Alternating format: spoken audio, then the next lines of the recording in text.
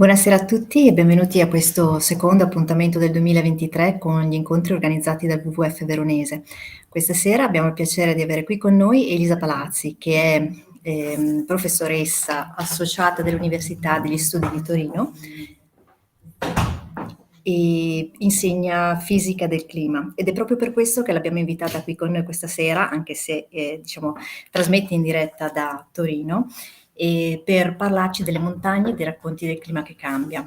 Elisa Palazzi, per chi non la conoscesse, è scienziata e divulgatrice scientifica, ha pubblicato con Federico Taddia Perché la Terra ha febbre e con Sara Moraca ha scritto Siamo tutti Greta. Inoltre ha un podcast su Spotify che si chiama Bello Mondo. A questo punto non mi resta che ringraziare moltissimo per la sua presenza qui con noi questa sera Elisa Palazzi e la ringrazio ancora di più per la sua disponibilità e anche perché so che in questi giorni ha avuto qualche problema, per cui ancora di più apprezziamo la sua generosa presenza qui con noi questa sera. Non resta che lasciare la parola alla professoressa Elisa Palazzi e ricordo a tutti che se voleste fare delle domande al termine dell'intervento potremmo rivolgere alla professoressa. Se le fate dal nostro canale YouTube, dal sistema di messaggistica, le rivolgeremo al termine dell'incontro. Grazie per l'attenzione e partiamo con la presentazione. Buonasera Elisa. Buonasera e grazie per l'invito. Allora, bene, sono contenta anche se sì, non sono al top, quindi insomma spero che siate clementi, ma insomma cerchiamo di dare il meglio. Le montagne e racconti del clima che cambia. Ho scelto questo argomento perché in effetti nel mio lavoro di ricerca è quello di cui mi occupo, quindi diceva bene giustamente. Io sono un'insegnante universitaria, insegno fisica del clima, ma, nella ricerca mi occupo soprattutto di andare a capire come il cambiamento climatico stia manifestandosi nelle regioni di montagna e perché, studiare le montagne ci aiuta a comprendere bene, la crisi climatica sostanzialmente. Quindi, dalla crisi climatica parto con un'immagine che conoscerete molto probabilmente, che è iconica oramai, una visualizzazione del riscaldamento globale. Quindi ancora non mi sono addentrata ovviamente nella montagna, volevo solo, partire con un'immagine che, mostra piuttosto bene, in modo abbastanza incisivo e facilmente, ricordabile, che cos'è il riscaldamento globale. Queste sono le warming stripes, non so se le avete mai sentite nominare, in ogni caso vi lascio lì in basso il link. Il codice a barre del riscaldamento, un codice che si è inventato Ed Hawkins dell'Università di Reading per visualizzare l'aumento della temperatura media su tutto il globo, qui rappresentata attraverso questo virare dei colori dal blu al rosso. Nell'asse delle X ci sono gli anni, quindi dal 1850 al 2021 c'è stata un incremento della temperatura e gli ultimi decenni, li vedete di rosso vivo, sono quelli più caldi da quando noi misuriamo la temperatura sul nostro pianeta con degli strumenti sparsi dappertutto.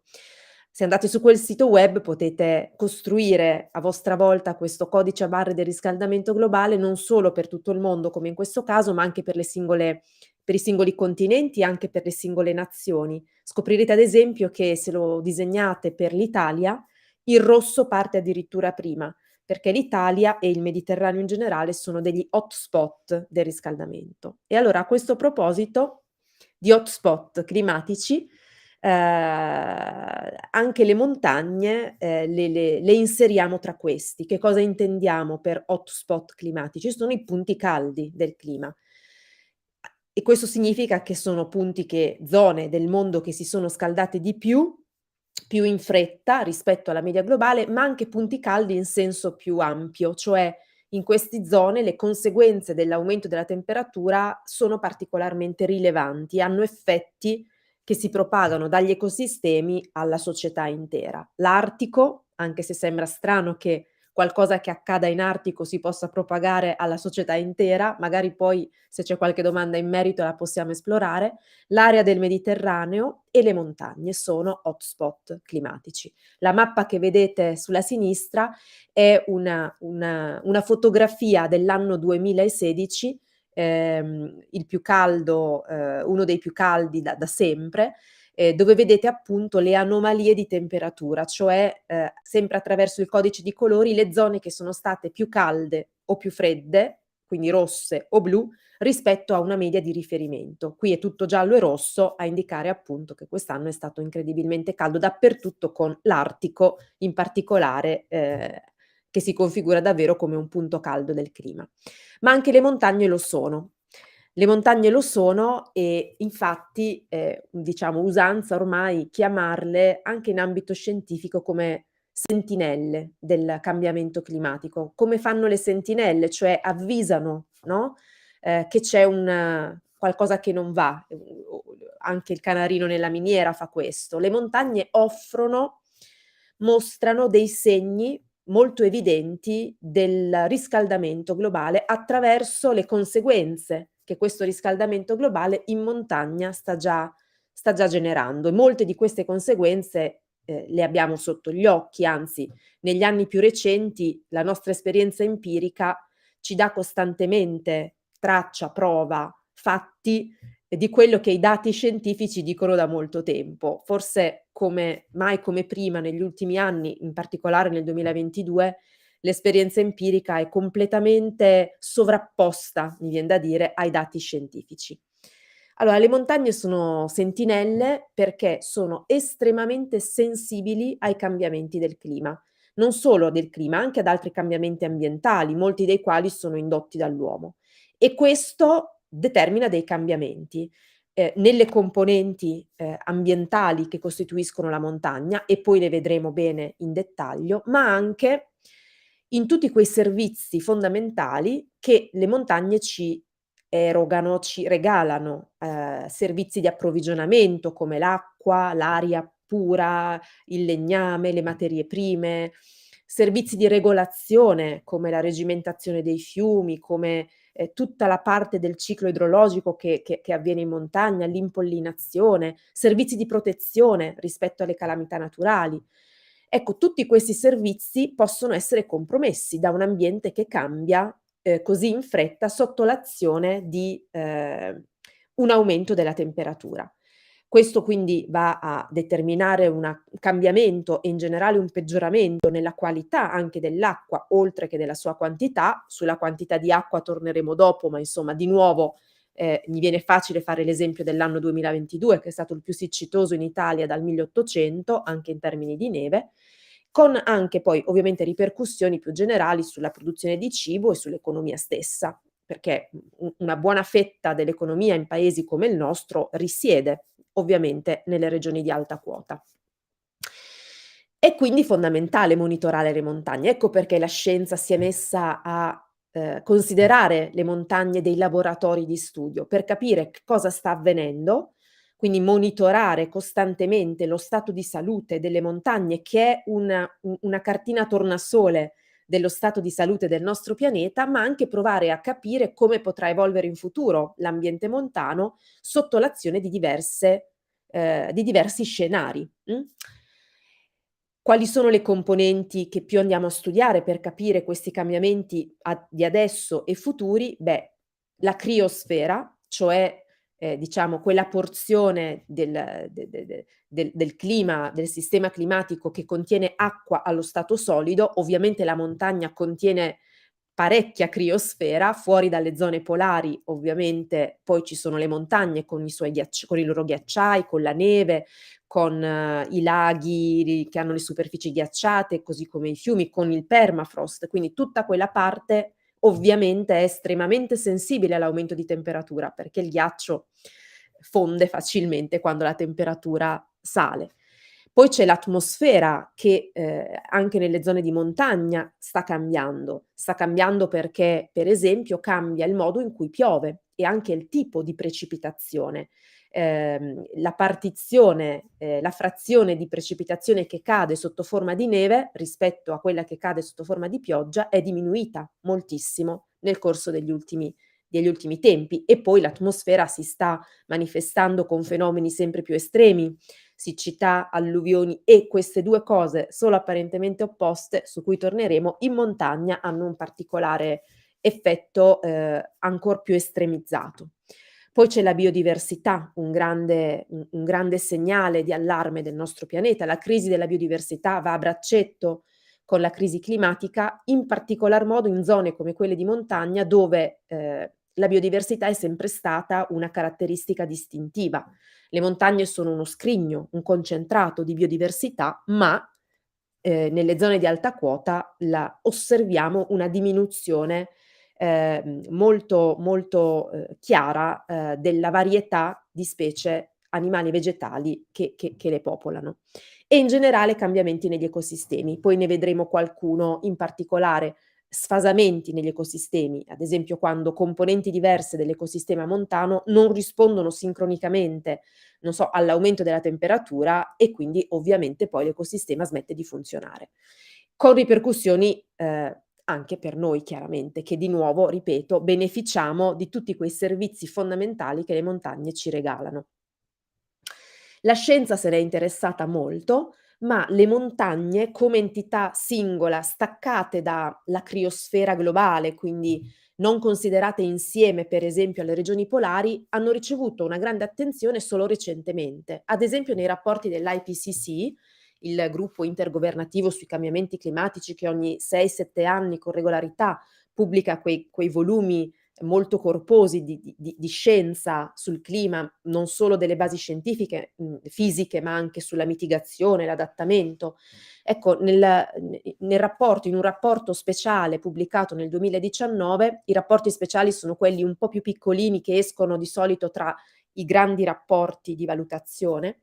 Ecco, ne è uscito uno, al quale peraltro io ho contribuito, specificatamente sugli oceani e la criosfera in un clima che cambia, e all'interno di questo rapporto c'era un capitolo solo sulle montagne. So che può sembrare una cosa di poco conto, ma non lo è, perché in nessun rapporto dell'IPCC in precedenza le montagne avevano avuto un loro capitolo speciale, un loro capitolo ad esse dedicato, in cui si trattassero tutti i temi relativi ai cambiamenti che si stanno osservando e previsti nelle zone di alta quota.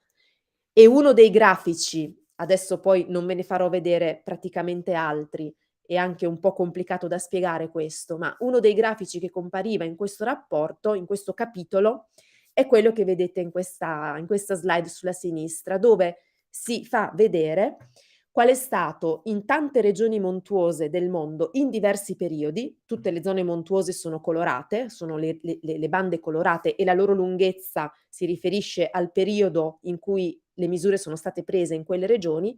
Ecco, quello che è rappresentato sull'asse verticale è la rapidità del riscaldamento in queste regioni di alta quota, e se uno le va a mediare tra di loro, trova un riscaldamento medio nelle zone di montagna che è stato di 0,3 gradi centigradi ogni 10 anni, che va confrontato con il tasso di riscaldamento medio su tutto il globo, pari a 0,2 gradi ogni 10 anni. Cioè, quello che si è visto dagli studi, che in questo rapporto sono stati solo riassunti, ma ovviamente dietro c'è un sacco di letteratura, è che le montagne si sono scaldate di più e più in fretta rispetto alla media globale. Quindi le montagne sono effettivamente degli hotspot, e in media diciamo che le montagne si sono scaldate di circa il doppio rispetto agli ambienti a quota più bassa o rispetto alla media globale. Lo stesso tipo di comportamento lo osserviamo appunto in Artico, e in misura leggermente minore, ma comunque amplificato rispetto alla media, nella zona del Mediterraneo. Questo perché? Perché le montagne sono delle sentinelle del clima, e lo vediamo perché si sono scaldate di più.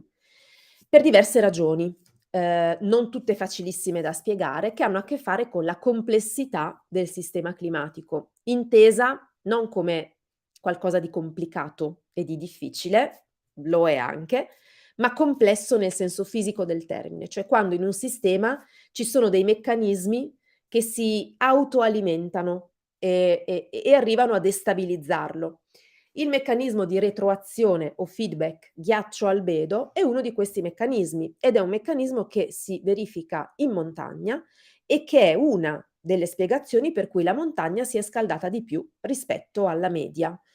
Come funziona questo meccanismo? Beh, si parte da un dato di fatto che il mondo si sta scaldando a livello globale perché stiamo immettendo in atmosfera quantità di gas a effetto serra derivanti dalle nostre attività e questo è incontrovertibile. L'attività principale che nei decenni passati ha portato a questa situazione è la produzione di energia da fonti fossili, perché le fonti fossili contengono carbonio, bruciandole per produrre energia si libera CO2, anidride carbonica, nell'atmosfera e poi tantissime altre attività tipicamente umane che oltre alla CO2 immettono anche altri gas a effetto serra. E va bene, quindi il mondo si scalda. Se il mondo si scalda, la neve e il ghiaccio che stanno in montagna cominciano a diminuire, perché ovviamente, come dicevamo prima, l'acqua allo stato solido è sensibile all'aumento della temperatura.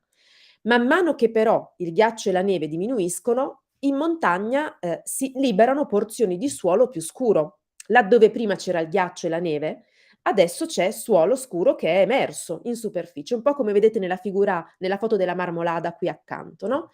Laddove prima c'era il ghiaccio, capace di riflettere la luce del sole e quindi di non far scaldare il suolo, adesso c'è un suolo più scuro che invece assorbe la luce del sole. Assorbendo la luce del sole il suolo si scalda, fa fondere ancora di più il ghiaccio e la neve, che liberano ancora di più suolo scuro, che si scalda ancora di più e che non fa altro che aumentare in questo modo il riscaldamento iniziale. Quindi è un circolo vizioso sostanzialmente che a fronte di un riscaldamento iniziale non fa che attivare un meccanismo che amplifica il riscaldamento iniziale. Si chiama retroazione positiva, non perché sia una cosa buona, ma perché ogni volta che quel giro si ripete, l'effetto si somma a quello del giro precedente, andandolo ad amplificare. Quindi è abbastanza curioso osservare che se da un lato il fatto che la neve e il ghiaccio in montagna diminuiscano per effetto del riscaldamento, a loro volta diventano una causa dell'aumento del riscaldamento. Nelle retroazioni come questa, la causa e gli effetti si confondono a un certo punto ed è difficile distinguerli. Questo è un meccanismo che tra l'altro si verifica anche nelle zone polari, appunto, che spiega una parte del surriscaldamento montano rispetto al riscaldamento che si è verificato su tutta la Terra. E ovviamente qui non posso che mostrarvi, ma di sicuro avete anche voi esperienza, se non diretta, almeno fotografica, di scene come questa, cioè di ghiacciai che nel corso dei decenni si sono completamente trasformati, modificando lo stesso paesaggio, no, a cui noi stessi siamo abituati. Questo è il Predebar, un ghiacciaio del massiccio del Monte Bianco in 3 diversi scatti, 1987, 2005, 2012, ma insomma ne abbiamo veramente tante di immagini. Questo è il Canin, nelle Alpi Giulie, anche qui vedete in alto una foto del 1893 e in basso una foto recentissima, sempre scattata dal collega che aveva scattato la foto precedente della Marmolada, Renato Colucci, un collega del CNR, e vedete anche qui veramente una diminuzione che si vede ad occhio e così via. Tantissime immagini vi potrei mostrare delle Alpi europee, delle Alpi di tutto il mondo, delle Alpi vicino a casa nostra. Decido di mostrarvene un'altra solo perché la sua storia è molto particolare, quella del ghiacciaio Okjokul, non so se l'avete mai sentito nominare, è un ghiacciaio lontano rispetto a dove abitiamo noi, è un ghiacciaio islandese e qui rappresentato in 2 scatti, di nuovo, 1986, 2019, 2 foto satellitari. Ho scelto questa immagine perché questo è stato il primo ghiacciaio per il quale nel 2019 si è celebrato una sorta di funerale. A un certo punto nel 2019 a settembre, poi vi faccio vedere la lista, si sono svolte delle celebrazioni per commemorare, per celebrare dei ghiacciai in sparizione, che sono ovviamente del tutto simboliche, ma per far sì quel genere di eventi che permettono alle persone di fermarsi un momento, no, e capire un po' da che parte stiamo andando. E durante questa celebrazione per il ghiacciaio Okjokhul nel 2019 è stata posta questa targa che intitola una lettera al futuro, no? E lo potete leggere, insomma, che cosa dice. Dice Ok. Ah, tra l'altro, in Islanda i ghiacciai sono tutti vulcanici, insomma, e Okjokhul si chiamava così perché è il ghiacciaio del vulcano Ok. Jokul è il suffisso che in islandese significa ghiaccio. Adesso infatti si chiama solo Ok, perché appunto il ghiacciaio, come avete visto nella foto di prima, non c'è più. Ok è il primo ghiacciaio islandese a perdere il suo stato di ghiacciaio e nei prossimi 200 anni ci aspettiamo che molti ghiacciai seguano sostanzialmente lo stesso destino. Questa targa che mettiamo è per dire che sappiamo che cosa sta avvenendo e che cosa deve essere fatto. E voi, immaginando qualcuno negli anni futuri, nei decenni futuri che si ritrovi davanti a quella targa, saprete se poi questa cosa che andava fatta è stata fatta oppure no.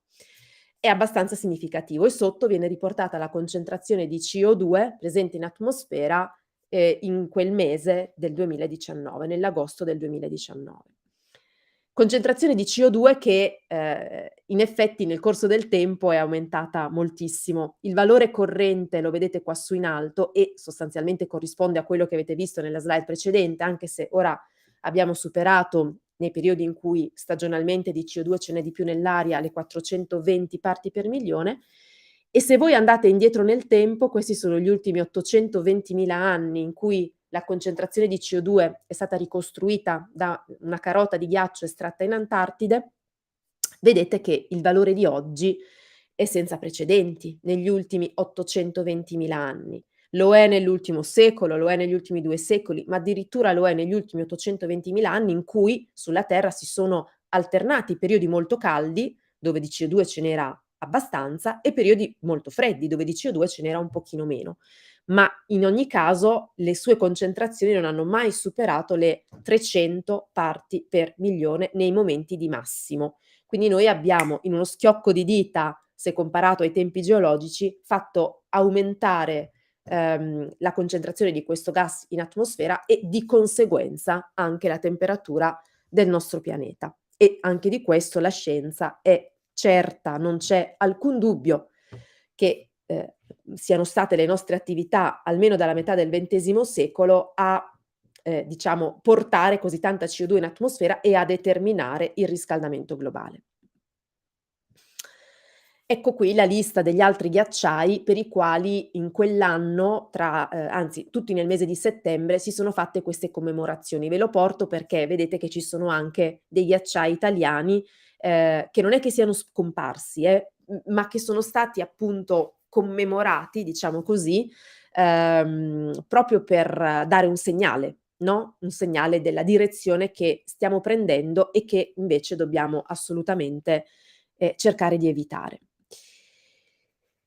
Altri effetti dell'aumento di temperatura in montagna, a parte i ghiacciai che fondono, che però sono forse, io direi, l'indicatore più facilmente percepibile da chiunque, sono l'accorciamento della stagione della neve. Non so se vi siete accorti che la stagione della neve si è accorciata, inizia un po' più tardi, in autunno, e termina un pochino prima, perché la fusione arriva sempre prima. E questo ha moltissime ripercussioni, sia sull'ecosistema montano, sia per noi. Per noi perché? Beh, noi viviamo dell'acqua che arriva dalle montagne ogni stagione di fusione, quindi quando soprattutto fa più caldo, quando è secco in estate piove ma non piove in quel modo che serve a noi utilizzatori, noi utilizziamo l'acqua di fusione della neve, se la neve è caduta ovviamente nell'inverno. Cosa accade però se la neve fonde sempre prima? Che rischia di essere già finita quando ne abbiamo più bisogno, se non l'abbiamo saputa tenere da parte, cosa che facciamo molto spesso dalle nostre parti, ma si fa meno in luoghi del mondo meno attrezzati, diciamo, o dove i cambiamenti climatici sono più difficili da gestire perché ci sono situazioni magari geopolitiche complicate. L'accorciamento della stagione della neve però è dannoso anche per l'ecosistema montano, perché la neve che si deposita al suolo rappresenta uno strato protettivo incredibile per il suolo stesso e per far sì che tutte le funzioni vitali e legate ai nutrienti, soprattutto del suolo, si verifichino e che questi nutrienti possano poi essere rilasciati nella stagione del disgelo. Se non c'è la neve tutto questo è compromesso, perché il suolo si gela, perché il suolo, acquista la stessa temperatura dell'aria sovrastante quando non c'è la neve, mentre la neve è uno strato isolante che protegge. Quindi è, ovviamente, un male se questa stagione si accorcia. Poi vedremo anche per alcuni animali quanto i cambiamenti nella neve in realtà possano impattare anche la loro stessa sopravvivenza. Un altro effetto importante scusate, torno un secondo indietro, anche insomma 2022 è stato un anno di nuovo incredibilmente significativo, dalle nostre parti in Italia c'è stato sostanzialmente un ammanco del 60% di neve, quindi già un ammanco molto, molto significativo di pioggia, di precipitazione liquida ma anche di neve. E penso che sia una preoccupazione che abbiamo avuto tutti, che abbiamo tutti, ed è stato un segnale forte della crisi climatica in atto. Un altro segno ancora del riscaldamento delle alte quote è lo scongelamento del permafrost. Permafrost è quelle porzioni di suolo, che hanno temperature sotto zero per almeno 2 anni di fila, diciamo perennemente congelate. Sono sicuramente un tipo di suolo dominante alle alte latitudini, ma esistono anche in montagna. C'è una percentuale del 3,5% circa, in cui nelle nostre Alpi è presente il permafrost al di sopra dei 2500-2600 metri. E qual è il ruolo importante in questo caso del permafrost? Quello di tenere saldo il terreno. Il permafrost quando è effettivamente permafrost è più duro del cemento, tiene compatto, il terreno e tutto ciò che ci sta sopra, ma se scongela, se, si frantuma, se si degrada, diventa instabile, generando smottamenti, frane, crolli di roccia, come ne sono in effetti avvenuti spesso negli ultimi anni in concomitanza con forti ondate di calore, per esempio. Il permafrost quando, ovviamente c'è dell'acqua, questa è congelata, ma se comincia a scongelarsi, l'acqua fonde, il ghiaccio fonde e il terreno diventa molliccio di nuovo, quindi incapace di mantenere saldo, ciò che ci sta sopra. Danni alle infrastrutture sono, tipici, in relazione alla degradazione del permafrost. Vi sto facendo un po' una carrellata, di quelli che sono un po' gli effetti che vediamo del riscaldamento delle alte quote. Questo è un altro. Formazione di laghi glaciali con possibili esondazioni, si chiamano GLOF in inglese, Glacial Lake Outburst Flood. In Italia, c'è stato rischio di inondazioni glaciali spesso e volentieri. Uno, famoso forse anche nella memoria di molti è nel 2002 il lago del Belvedere che è stato, svuotato preventivamente prima che potesse esondare. Questi laghi si formano e si riempiono perché, il ghiaccio dei ghiacciai attorno fonde rapidamente, quindi, c'è la possibilità che l'acqua si accumuli, ma si tratta di laghi con delle arginature moreniche estremamente fragili, friabili, che basta un niente perché in effetti si spacchino ed esondino, andando chiaramente a generare un potenziale rischio e pericolo per tutti quelli che stanno a valle. Quindi talvolta di nuovo, quando c'è la possibilità, quando ci sono i mezzi, questi laghi vengono svuotati preventivamente. Nella zona himalayana da satellite sono stati identificati circa 5.000 laghi con queste caratteristiche a rischio esondazione. E poi abbiamo gli eventi estremi, che ovviamente non sono una peculiarità delle zone montane, ma le zone montane hanno questa caratteristica di estremizzare un po' tutto. Estremizzano, anche gli estremi legati all'acqua, sia quando di acqua ce n'è troppo poca, sia quando ce n'è troppa, tutta insieme. 2 estremi che, non ci piacciono in nessuno dei 2 casi e che sono le 2 facce di una stessa medaglia poi, cioè come il riscaldamento globale ehm, impatta sul ciclo idrologico. Allora, quando di acqua ce n'è troppo poca, perché ci preoccupiamo se guardiamo le montagne? Perché nelle montagne in Italia, per esempio, ci stanno le foreste.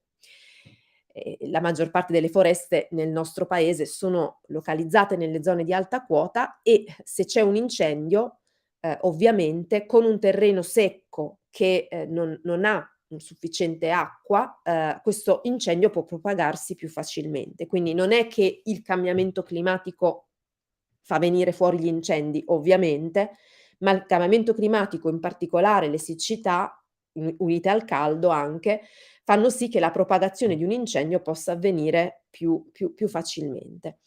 D'altro canto ci sono le alluvioni lampo, i flash floods. Le alluvioni lampo in montagna sono estremizzate perché c'è una sorta di amplificazione orografica, cioè con la quota della pioggia. Così quando una pioggia comincia ad esserci in alta quota, poi ovviamente tutto si propaga a valle e in particolare i fiumi ruscelli, possono diventare, molto pericolosi e chiaramente, questo dipende dalla vulnerabilità anche del territorio, cioè non è vero che se accade un evento estremo meteorologico, una forte pioggia, un'alluvione, necessariamente questo comporti una catastrofe. Ci sono altri ingredienti che dobbiamo considerare, appunto un territorio vulnerabile, per esempio in questo caso potrebbe essere questo fiume con delle arginature molto basse, non sistemato, non pulito, ehm, e poi anche l'esposizione, cioè se ci sono persone o cose che possono essere danneggiate da, un fiume in piena, se c'è un campeggio nelle vicinanze per esempio, se c'è un ponte che attraversa questo fiume e ci sono delle persone che ci camminano sopra, eccetera, eccetera. Però è un dato di fatto che l'intensità e in molti casi anche la frequenza di questo tipo di evento estremo sia aumentata in risposta all'aumento della temperatura media globale e che alcuni eventi estremi che si sono verificati poi si sono studiati e si è capito attraverso i modelli che la loro probabilità di accadimento in un clima con 1 grado in meno in media sarebbe stata molto, molto, molto più bassa. A questo poi servono i modelli, permettono di andare a testare situazioni, differenti e a capire le cause di quello che succede. Di nuovo nel mondo degli effetti che vediamo, ma spostandoci un po' di più, cambiando un po', argomento, quelli sulla biodiversità. La biodiversità è qualche cosa che forse noi riusciamo a percepire un po' meno. Un ghiacciaio che fonde, la neve che manca, gli eventi estremi, sono qualcosa che, ci colpiscono più da vicino, soprattutto gli eventi estremi ovviamente, questo al di là delle montagne, no, un cambiamento nella biodiversità, diciamo che chi non maneggia i dati della scienza, insomma, ha meno percezione di questo. Eppure, proprio perché la montagna è e era ed è sempre stata, per le sue caratteristiche costitutive, un concentrato di biodiversità, cioè un luogo dove le specie si sono specializzate a vivere, dove hanno creato degli endemismi importanti, ecco un cambiamento nella temperatura e poi anche in tutte le altre componenti che abbiamo visto poco fa, chiaramente determina uno stress fortissimo per le specie animali e vegetali. E noi quindi stiamo osservando migrazioni, per esempio, migrazioni verso l'alto delle specie, che vanno a cercare un habitat più vicino, ad esempio in termini di temperatura, a quello a cui erano abituate. Ovviamente la montagna è fatta, in modo tale che man mano che si sale, si restringe, quindi l'areale a disposizione per le specie ovviamente diminuisce anche lui e le specie che erano già in vetta non sanno sostanzialmente dove andare e molte di esse infatti, si estinguono, rischiano l'estinzione. Si stanno estinguendo alcune specie di farfalle, per esempio nelle Alpi francesi, ma anche nei nostri Appennini. Ehm, un esempio carino, insomma, per modo di dire, insomma, che però vi posso fare in relazione a quanto vi dicevo sulla neve agli inizi, è quello della pernice bianca che è rappresentata qui in una di quelle foto. La pernice bianca forse la conoscete, è un animale che vive nelle praterie alpine e che ha una caratteristica molto peculiare, come altri animali poi, cioè quella appunto di cambiare il colore del proprio manto a seconda della stagione, per sopravvivere, per mimetizzarsi. Quindi la pernice bianca è bianca non sempre, è bianca in inverno quando c'è la neve, ma durante l'estate è grigia, come la roccia. E quindi cosa sta accadendo alla pernice bianca? Che lei ha scritto questo cambio d'abito nel suo DNA, non è che s'accorge, della tempistica con cui ogni anno la neve magari arriva un po' più tardi, ce l'ha automatico. Quindi adesso negli ultimi tempi sta accadendo che la pernice bianca diventi bianca prima che il mondo intorno a lei si imbianchi effettivamente. Quindi è bianca ma in un contorno ancora grigio, verde o marrone, e questo la rende facile preda per i rapaci. Quindi, questo è un esempio di mismatch degli ecosistemi, cioè di sfasamento degli ecosistemi. La pernice non risponde, con la stessa tempistica con cui la neve sta rispondendo all'aumento della temperatura. E non è l'unico esempio, gli impollinatori anche stanno risentendo molto di questo. Le erbette fioriscono prima, ma gli impollinatori non cambiano le loro tempistiche, ecco di nuovo che c'è un mismatch, uno sfasamento nell'ecosistema, di nuovo con conseguenze anche per noi, se pensiamo soprattutto agli impollinatori, dato che il 70% di quello che noi mangiamo deriva dall'attività degli insetti impollinatori. E infine vi faccio un altro piccolo esempio di effetto del riscaldamento in montagna, di cui non parlo mai, perché sembrano sempre più importanti le altre cose, ma ci tengo invece, soprattutto perché l'anno che ci siamo appena lasciati alle spalle, il 2022, è stato un anno in cui il giorno in cui si celebra, la Giornata internazionale della montagna, non so se lo sapete, è l'11 dicembre, ogni anno ha un tema, e il tema dell'anno scorso era, "Women Move Mountains", cioè le donne muovono le montagne. Perché? Perché si sa che le donne, sono invece tra la fascia di popolazione più vulnerabile rispetto ai cambiamenti climatici, soprattutto in alcune zone rurali e montane. Questo accade perché il cambiamento climatico ha, cambiato un po' le società di questi luoghi, portando, gli uomini a migrare per cercare mezzi di sussistenza altrove, laddove non era più possibile, a causa della crisi climatica, trovarli nei pressi del villaggio dove abitavano. Questo però per le donne ha significato non solo fare le cose che, hanno sempre fatto, ma anche sobbarcarsi tutti i lavori maschili, cioè diventare agricoltrici, diventare mercanti, diventare donne che dovevano badare agli animali, oltre ovviamente a badare alla casa, ai figli e a reperire le risorse. Ricordatevi che sono sempre le donne che vanno a prendere l'acqua, per esempio. L'acqua la si può trovare sempre più lontano, anzi di solito sono le ragazze più giovani che lo fanno, e così facendo non vanno a scuola. Quindi sulle donne di sicuro c'è un peso enorme, maggiore, amplificato della crisi climatica, non solo nelle zone montane, ma anche in alcune zone rurali, ehm, però sono anche, diciamo, quelle che se restano non fanno morire la montagna. Questa è un'altra cosa che è stata vista, perché diventano imprenditrici, diventano, come posso dire, innovative. Se, diciamo, sono messe in condizioni di avere gli stessi diritti degli uomini, possono veramente, far rinascere un luogo, e così hanno fatto in moltissimi posti. Quindi è anche un esempio positivo, che vi volevo mostrare. Bene, questa è un po' la foto di adesso. Abbiamo visto cose solo, non particolarmente, diciamo rassicuranti, e quindi ci dobbiamo sicuramente chiedere, o ci possiamo chiedere, cosa attenderci, no, per il futuro. Cioè, ci dobbiamo aspettare un comportamento simile a quello che stiamo già osservando: ghiacciai in ritiro, neve sempre meno, eventi estremi sempre più amplificati, biodiversità in declino, e forse prima non l'ho stressato abbastanza, ma la salute della montagna deriva dal suo tasso di biodiversità, così è vero in generale per tutti gli ecosistemi? Ecco, la risposta a questa domanda è sempre la stessa per quello che mi riguarda: dipende.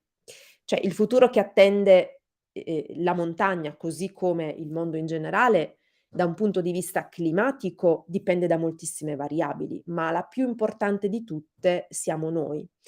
non noi come singoli individui, perlomeno non solo, che facciamo delle scelte anche nella nostra quotidianità, restano fondamentali, ma noi come società, cioè come decideremo di qui in avanti, avremmo dovuto farlo un bel po' prima, di, evolvere come società e come decideremo di produrre l'energia, che tipo di tecnologia fondamentale useremo, se a basse emissioni, a basso impatto, in quanti saremo, come saranno distribuite le ricchezze, perché non è solo una questione di quantità di persone sulla terra, ma di come sono distribuite le ricchezze. Cioè dipende da quelli che in gergo scientifico si chiamano gli scenari di emissione dei gas serra. E allora qui, sulla base di diversi scenari, vi faccio vedere quali sono le proiezioni dell'IPCC in quel rapporto del 2019 di perdita di ghiaccio, e di massa di ghiaccio in tantissimi ghiacciai nel mondo.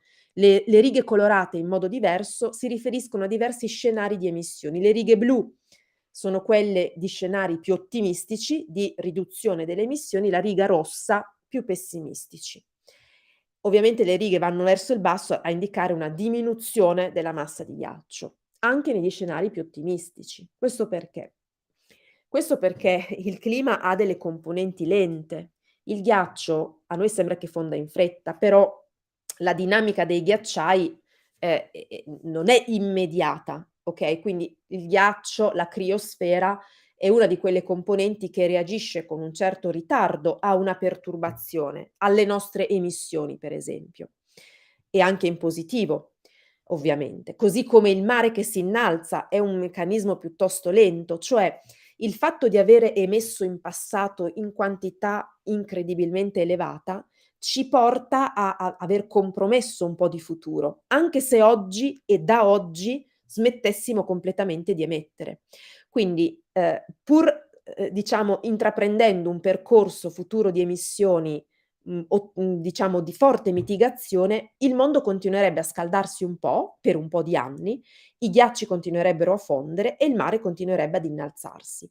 Diciamo, la distinzione forte tra gli scenari avviene di più nel futuro, più lontano, quando effettivamente è passato abbastanza tempo perché anche le componenti più lente del sistema climatico abbiano capito che abbiamo fatto delle cose anche positive. Vediamo altri scenari che possono riguardare le montagne. Questa è uno studio, pubblicato, nel 2020 che riguarda, tutta l'arco alpino italiano e in particolare l'evoluzione di una variabile importante che si chiama linea di equilibrio dei ghiacciai.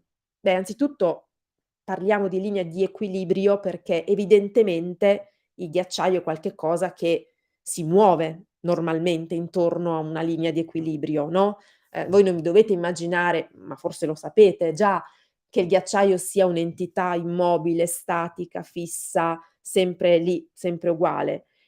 Al di là del fatto che fonda o che cresca, ma insomma un ghiacciaio si muove costantemente. Questo non so se lo sapevate, ma si muove costantemente sotto la forza del proprio peso.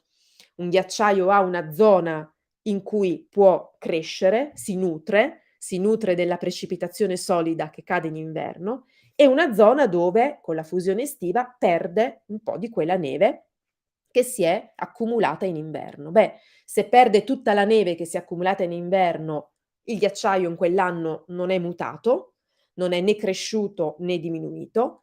Se fonde più, diciamo della neve che è caduta in inverno, significa che, il caldo ha intaccato anche il ghiaccio dell'anno precedente, quindi il ghiacciaio si ritira.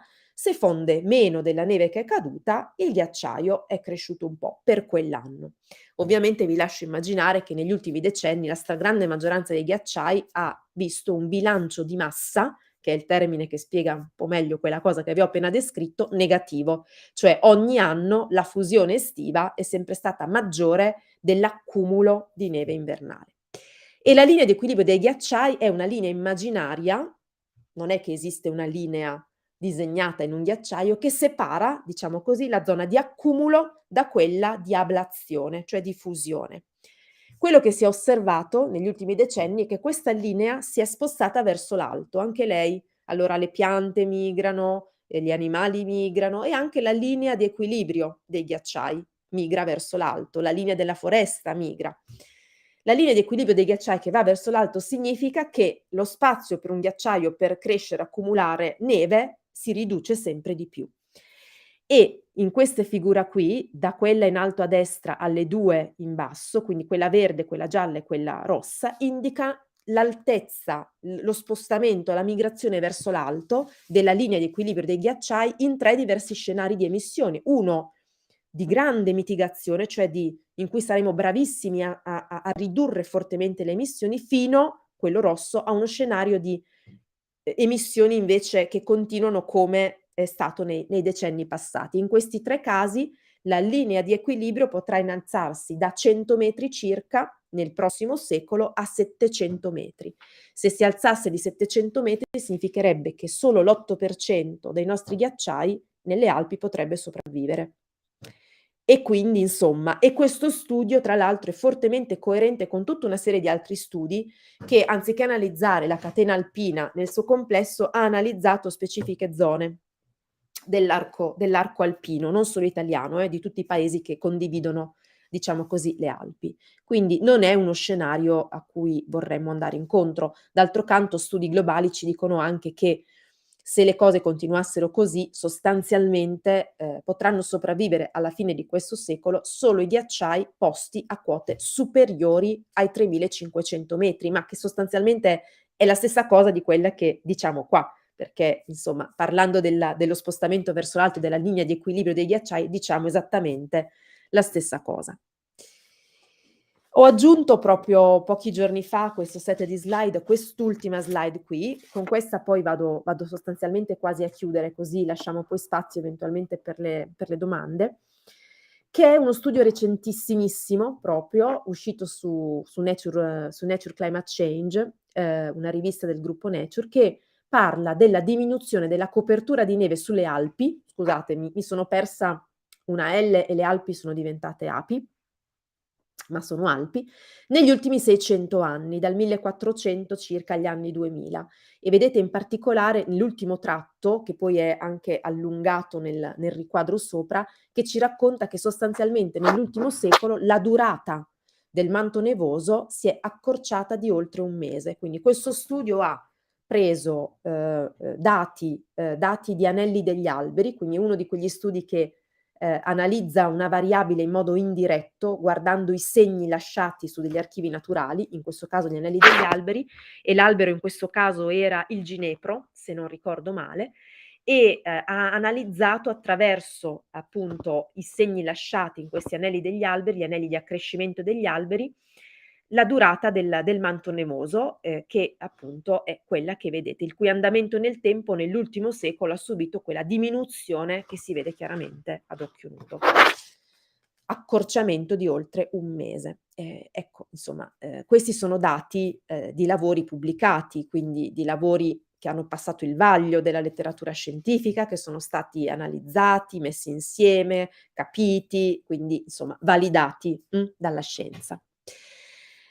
Ecco, io ho quasi finito, penso di aver finito e metto questa slide qui come slide finale, in modo provocatorio ovviamente, perché di sicuro il modo di guardare avanti la montagna non è quello lì, cioè non è quello di a tutti i costi, come si sente sempre di più, ehm, far sì che la fruizione della montagna debba per forza restare a tutti i costi, e qui i costi sono molto elevati, perché sono i costi ambientali che però si traducono in costi della salute per noi.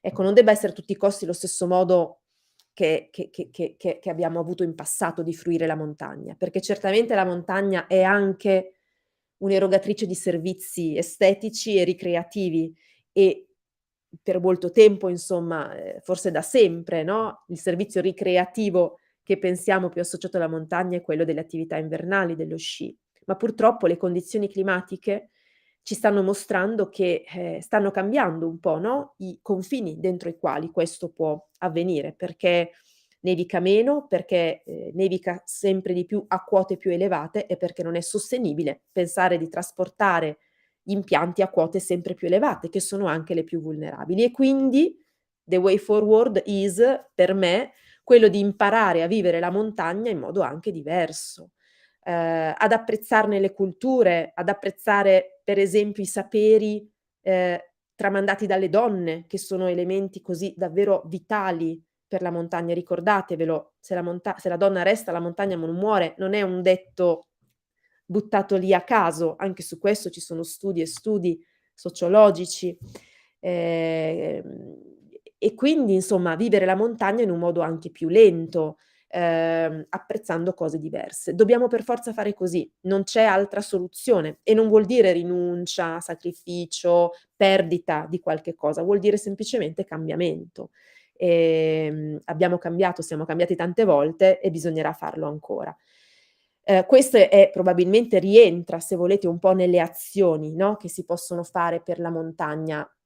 È ovvio che per evitare gli scenari peggiori bisogna agire a monte e questo vale per la montagna come per tutti gli altri ecosistemi. Agire a monte significa ridurre le emissioni di gas climalteranti, quindi cambiare immediatamente il modo di produrre energia è la prima cosa. Badare a come utilizziamo i nostri suoli, azioni come la deforestazione ovviamente non vanno certo a braccetto con la risoluzione della crisi climatica e una miriade di altre nostre attività. Badare anche a doversi adattare in certi casi, perché ci sono degli effetti già in atto che purtroppo stiamo sperimentando e di fronte ai quali bisogna, diciamo limitare gli impatti negativi e non pensare che a un problema così complesso esistono soluzioni facili e uniche. Quindi sulla montagna in particolare davvero, quando sentite parlare, per esempio, dei teli geotessili che salvano i nostri ghiacciai, dovete proprio ecco, dovete proprio ribellarvi, perché non è quella la soluzione, come non è questa che è mostrata in questa foto. Ecco, io, direi mi fermerei qua perché, così magari do anche modo a chi ascolta, se ha voglia, di fare qualche domanda. Senza non mi sono dilungata tanto perché insomma è sempre sera dopo cena, quindi Elisa, grazie per la interessantissima presentazione. Ora aspetto un attimo che qui in sala stanno applaudendo, non so, tu forse non senti perché per sì, evitare sì, l'eco abbiamo sento. chiuso. Comunque non so se adesso perverranno delle domande. Io volevo proprio chiederti dei teli geotessili, per cui Certo, infatti e poi ne quindi parliamo, sì. Ma sai, la cosa che dà più fastidio rispetto ai teli è che, come recentemente è successo, mi sembra l'anno scorso, siano proprio, identificati come la soluzione a tutti i nostri mali, come di solito si fa in questi casi, no, intanto ripeto, il problema del cambiamento climatico è pieno di sfaccettature ed è talmente complesso che non può esistere la soluzione. Esistono tante soluzioni che vanno applicate insieme, ma in particolare quella è una pezza che si mette a una stoffa che si è squarciata da una parte, ma che mentre metti quella pezza si sta squarciando da 1000 altre parti, se noi continuiamo a emettere. Sono costosissimi, non possono essere applicati su scala globale. Mhmm, Se invece noi limitiamo l'aumento della temperatura, facciamo che limitare la fusione dei ghiacciai naturalmente, senza doverli ricoprire con questi teli geotessili bianchi, il cui obiettivo è quello di riflettere la luce del sole e far sì che il ghiaccio venga protetto. Quindi se può essere sensato in casi specialissimi di ghiacciai particolarmente vulnerabili per una stagione metterli in un ghiacciaio, non si può far passare questa cosa come la soluzione e la salvaguardia di tutti i ghiacciai, perché non lo è minimamente, a parte che appunto, ripeto, è una soluzione incredibilmente dispendiosa e inapplicabile su scala globale. I ghiacciai stanno fondendo dappertutto, non si può pensare di ricoprire tutto il mondo dove ci sono i ghiacciai di teli geotessili. Bisogna agire alla radice. È solo che questa cosa ci fa più paura che industriarci a produrre teli geotessili. mentre parlavi ho pensato, ma i cannoni che sparano la neve, che vengono sfruttati per le stagioni sciistiche, eccetera, potrebbero contribuire in un certo qual modo a ricreare un po' di manto nevoso e quindi a ricreare quella situazione per diminuire l'albedo, eccetera. Ma sai anche quelli, cioè, intanto, quei cannoni hanno bisogno di Yeah. funzionare e per funzionare necessitano di energia. Se quell'energia è prodotta in modo, diciamo, non pulito, alimentiamo il problema che ha generato gli effetti che stiamo vedendo. Quindi no, cioè, ci sono piuttosto dei tentativi che sono stati fatti, di ricreare dei piccoli ghiacciai artificiali, si chiamano Ice Stupa, in Ladakh mi pare, di cui non so i dettagli, però magari segnatevelo perché, so che hanno avuto dei buoni impatti con un riutilizzo di acqua, senza sprechi e senza troppo neanche spreco di energia, però andrebbe un attimo guardato nel dettaglio perché non l'ho mai fatto con troppa attenzione, però direi di no, perché quei ghiacciai quei cannoni vengono utilizzati solo per produrre neve per sciare, Sì. fondamentalmente, e quindi no, secondo me no. Mh-mh. E voi avete individuato delle azioni particolari? No, ti sto dicendo, secondo me le azioni principali sono quelle davvero di agire alla radice, sembra una banalità, ma è così. Ehm, le emissioni, climalteranti sono emissioni che, anche se vengono prodotte principalmente lontana dalle montagne, perché nei centri industrializzati, nei centri abitati, si rimescolano nell'atmosfera. I gas a effetto serra sono gas a vita media molto lunga, durano centinaia se non migliaia di anni in alcuni casi. Quindi questo significa che in un po' di tempo si rimescolano nella nostra atmosfera e i loro effetti ci sono nel luogo dove sono stati prodotti, così come in montagna, così come in Artico. Quindi è ovvio che, questi gas serra hanno generato il problema del riscaldamento, lo hanno fatto anche molto in fretta, perché le loro concentrazioni sono schizzate a livelli folli in pochissimo tempo, e in montagna questa cosa è stata ulteriormente amplificata per quella retroazione e così per altre. Quindi, noi le retroazioni, mi senti ancora? Okay, perché le retroazioni non le possiamo fermare. Quelli sono meccanismi interni al clima, lo capiamo bene che non possiamo, fermare questo meccanismo di amplificazione interna perché è qualcosa indipendente da noi, ma possiamo invece diminuire la causa iniziale, cioè l'aumento di temperatura dovuta alle nostre emissioni. È l'unica cosa che possiamo fare fondamentalmente, a parte vivere la montagna in modo più consapevole, con un impatto su di essa antropico meno forte. Noi invece non abbiamo ancora molto questo occhio di riguardo per la montagna, e lo dimostrano, tutte le cose che si fanno per non cambiare abitudini. Chiaro, chiarissimo. Poi mi è arrivata una domanda, uhm, mi dicono se le prossime Olimpiadi a Cortina non nevicherà.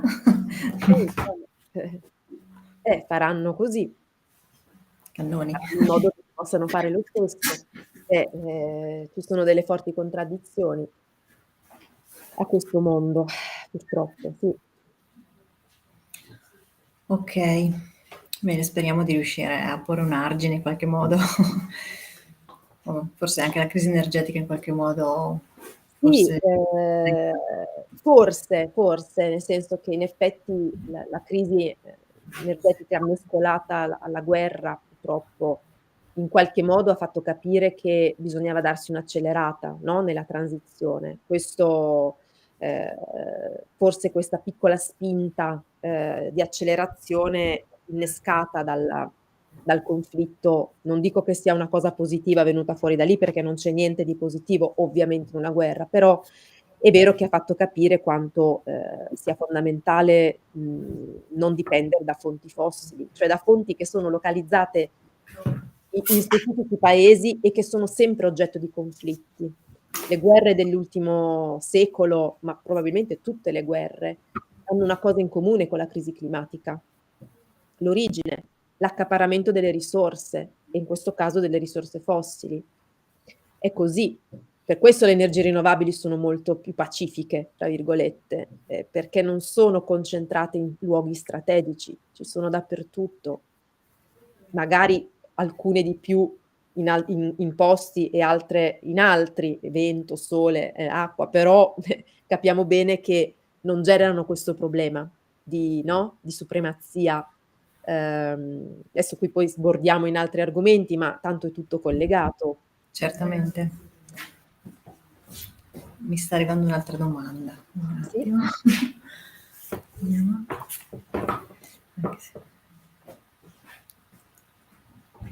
sì, sì, un po' l'hai già detto, diciamo, anche se ora cominciassimo a comportarci molto meglio, l'ambiente comunque non, cioè, comunque continuerà a Un riscaldarsi. po', non vuol dire che questo cioè io questo non lo dico per dire: "Beh, allora tanto vale che non facciamo nulla." Assolutamente no. Io poi sono una persona che crede molto che invece ce la possiamo fare, ma ne sono assolutamente convinta perché vedo Anche noi vedo i ce la dati della scienza, non è che lo dico perché sono un'ottimista, anzi io non lo sono neanche tanto di natura, ma in questo caso lo sono.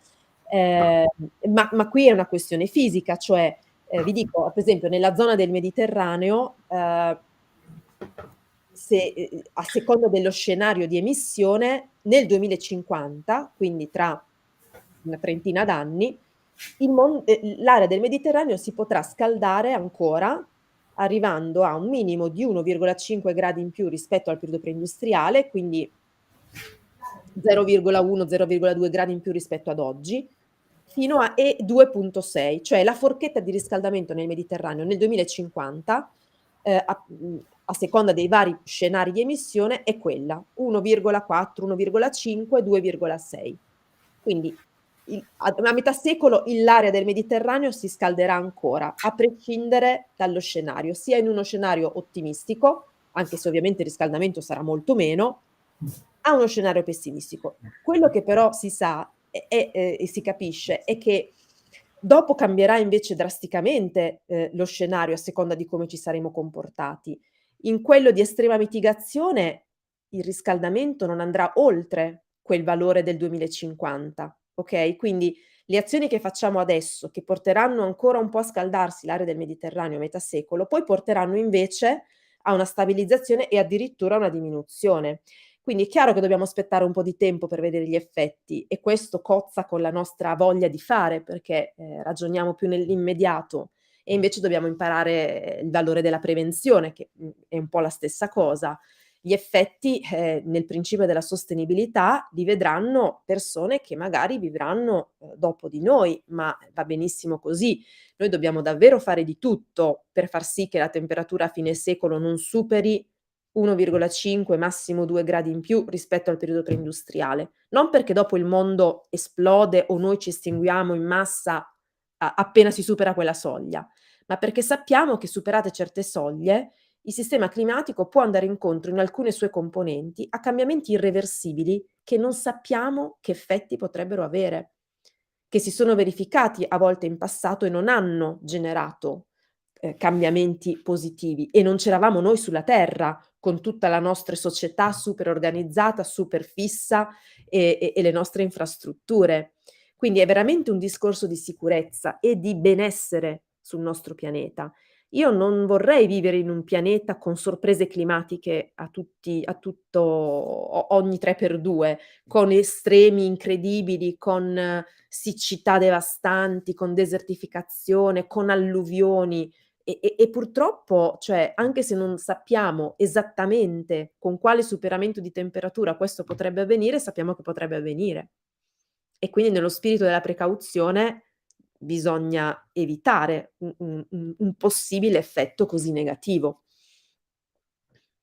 No, è un po' come quando vengono lanciate le allerte, per gli eventi meteorologici estremi. Si tratta di, previsioni probabilistiche, quelle sulle quali quelle allerte vengono lanciate, però è meglio stare dalla parte del sicuro, perché se hai lanciato un'allerta e poi non capita nulla, io sono solo felice, non mi arrabbio con nessuno, ma se non l'hai lanciata e poi capita qualcosa perché la probabilità magari era in quei valori 50, 60%, quindi tanto una probabilità del 100% non c'è mai, perché altrimenti si chiamerebbero certezze. Bene, sì, insomma, si è visto che comunque lanciare questi allarmi serve come gli effetti delle attività intraprese per la riduzione del buco dell'ozono sembrano aver avuto Sì, quello è l'esempio più successo. lampante di come la cooperazione internazionale abbia funzionato. L'unico forse finora esempio. Col protocollo di Montréal si sono messe al bando le sostanze che emettevano clorofluorocarburi, presenti nelle bombolette spray, nei gas refrigeratori, eccetera, perché si è capito che, depauperare l'ozono stratosferico poteva essere un danno incredibile per la biosfera e per i viventi, per noi.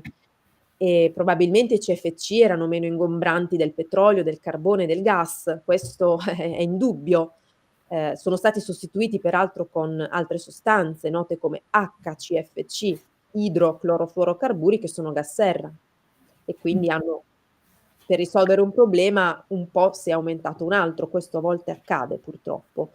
Però si può fare se tutti ci si mette d'accordo ed effettivamente, il buco dell'ozono, al di là delle sue oscillazioni stagionali che ha sempre, è un problema che, si è in gran parte risolto dopo averlo affrontato con la giusta determinazione. In un po' di tempo infatti, no, è dagli anni '80 che si è intrapresa questa politica di messa al bando dei clorofluorocarburi. Bene, allora noi siamo speranzosi. No, ma perché la scienza ci dice che si può, cioè, nel senso che davvero è così, non è che, è un dato di fatto, però dice anche che è molto difficile, non dice che è una passeggiata. Dice che bisogna proprio rimboccarsi le maniche e, seguire quel percorso di decarbonizzazione della nostra società, con delle tappe fissate peraltro, al 2030, al 2050, no, quindi riduzione del 50% delle emissioni e poi azzeramento netto delle emissioni nel 2050, se no non ce la si fa. Se no ce la si fa facendo una fatica immane e diventa sempre più improbabile farcela. Quindi, quella timeline che ogni tanto si sente è perché se la si rispetta lo si può fare senza impazzire anche. Quindi cioè ci converrebbe proprio, ecco. Bene. Bene, allora non arrivano più domande, quindi possiamo lasciarti a tuo meritato riposo, visto che sono stati giorni pesanti. Spero sia stato chiaro, È stato chiarissimo, sì, ti vabbè, ringrazio. Ti avevo già visto e sapevo che no, saresti perché stata poi insomma, bravissima. magari ci si rivedrà in Chiarissima. presenza se volete a parlare di qualcos'altro, volentieri. Grazie mille, ne terremo conto, anzi ne approfitteremo. Va Qui ti bene. arriva un applauso dalla sala che non senti, però Qualcosa sento, qualcosa ecco, sento. ti Grazie. ringraziamo tantissimo e speriamo di rivederci presto e intanto auguri e Anche buona a voi, buon inizio anno insomma. Siamo ancora in grazie. tempo per dirlo dai. Grazie, ciao, buona serata.